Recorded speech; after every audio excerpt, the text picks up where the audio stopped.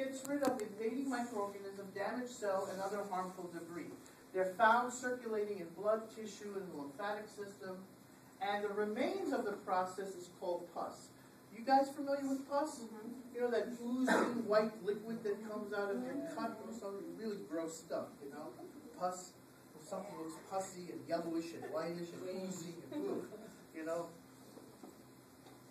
So you know what pus is. So pus is actually the end result of this inflammatory process. It's a big pus. If you analyze pus, it's basically a combination of dead microorganisms, white blood cells, phagocytes, damaged tissue. It's like a hodgepodge of different things, and it's this white, gooey, yellowish, gooey type of liquid or substance. Okay. So this is an example of phagocytosis. This is an example of phagocytosis, where here you have white blood cells, okay, and you have red blood cells, and this white blood cell that you see here has what we call amoeboid movement. You know what an amoeba is? Have you ever heard of an amoeba? You know, it's one of these pond water one-cell organisms that it looks like a little blob.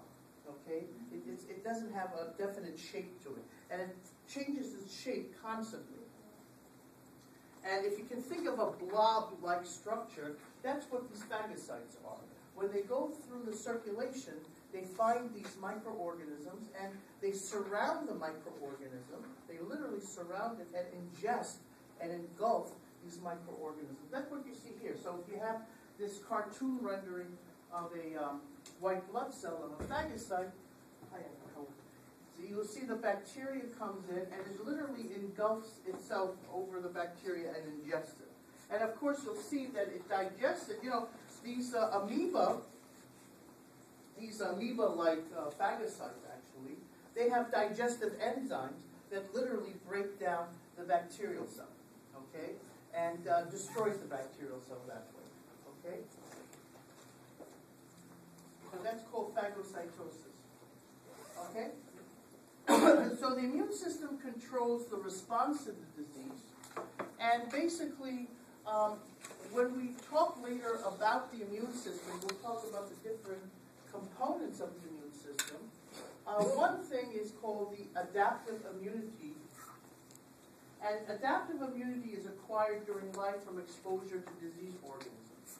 So what does that mean? Again, we'll pick that up later on in the semester when we talk about the immune system. But basically what that means is that when you are exposed to a microorganism, your immune system will produce antibodies in response to being exposed to something.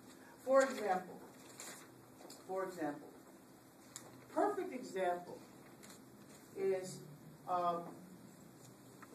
well, getting back to, I mentioned AIDS before, but do you know the difference between HIV and AIDS? Okay? Now, HIV, human immunodeficiency virus, if someone is exposed to the virus, what does the immune system do?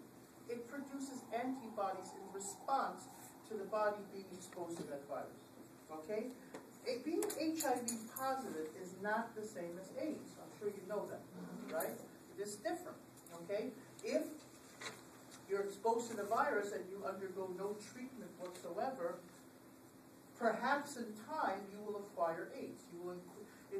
The virus will replicate over time, destroy your T cells, and basically start to destroy your immune system. Okay? That's AIDS, acquired immune deficiency syndrome. Whereas HIV positive, like with any virus for that matter, when a virus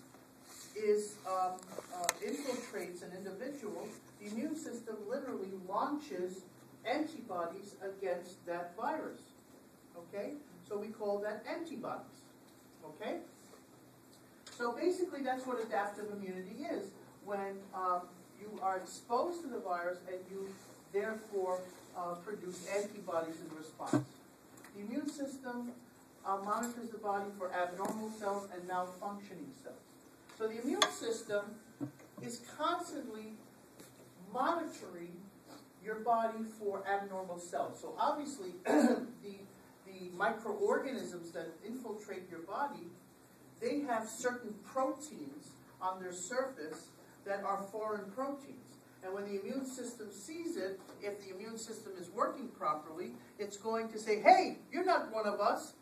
We're going to get you. And the cells go after those microorganisms, right? Whether it be a virus, a bacterium, a fungus, whatever, or parasite, whatever it is, the immune system, if it's working properly, will pick up on those foreign proteins on the surface of those microorganisms and start to seek and destroy those microorganisms. Okay, so they detect abnormal cells. Now, there is such a thing called autoimmune disease. Have you heard of autoimmune diseases?